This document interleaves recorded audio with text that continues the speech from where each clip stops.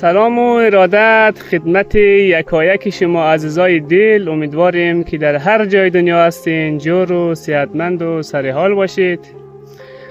دیگه امروز ما آمدیم سر کار، در کار چای آمدیم بخیر. دیگه امروز هم یعنی چای از این نفر خلاص میشه. دیگه این مقدار کد داره، این کده، یعنی کد ببریم در روی چای ایرو پاش بدیم برای چای دوم که زودتر رشد کنه. دیگه عزیزا من امروز متاسفانه کارم کم سنگینه. والا دیگه کار چای به خدا در کل سنگینه، ولی کار کد پاشی خیلی سنگینه. خواستم یک ویدیو هم زی منظره هم برایشون بگیرم، امیدوارم که مورد پسندشون باشه.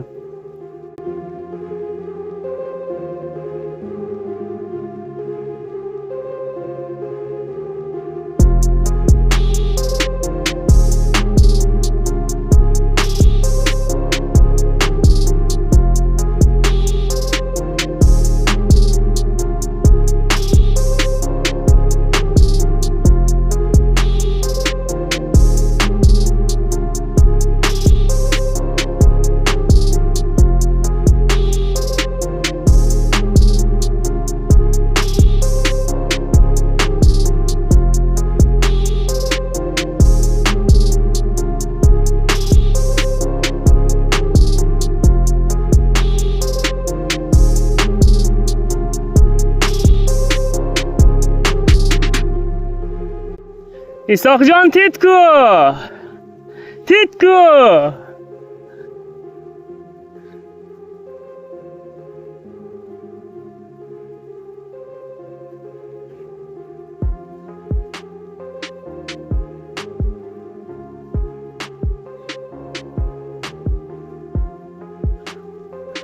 دوستاینیم دیگه از کد پاشی دیگه تازه خلاص دیگه اون خسته شدیم به خدا.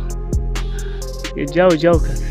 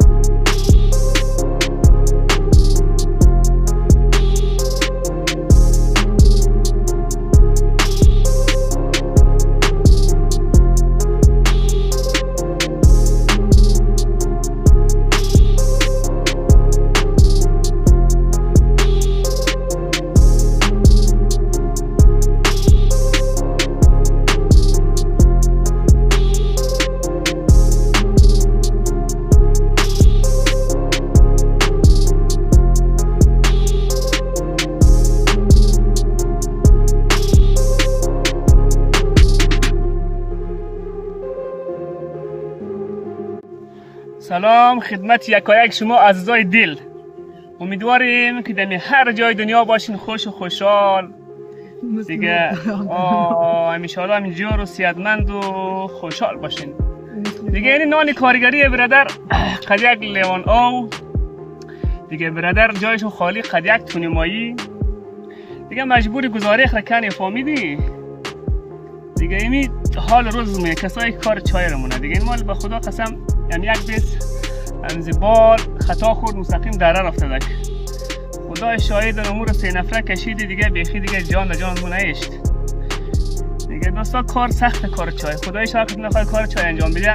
کار چای واقعا سخته، هر کاری که شما فکر کنین سخت‌تره فهمیدی دیگه. چی کار کنیم دیگه؟ ولی همین جای گیر کردیم بازی خوبی که این شهر ما زندگی کنیم درایه که مثلا اینمی کار چای کس آیه چی باله دیگه. همون 5-6 ماه کار هسته دیگه. زمستان اگر کار نیه دی فندقلی و مثلا دی شهر ریزه دیم ترابزون، اگر دی این 5-6 ماه یک چیزی کار نه دیگه خلاص یک خوبی آیه چی باله.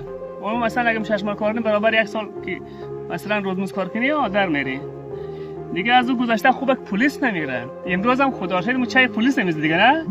امروز چای پلیس نمیزدی باول، دیروز چای پلیس میزدی. با خدا قسم عالم مو کار خسته شده میخوای تعطیل کنی بری خانه، اینجا خبر مون نگه اون چای از برای ما شما نشان میدیم میگه اون چای اگه نزنین حق رفتن شما نداره.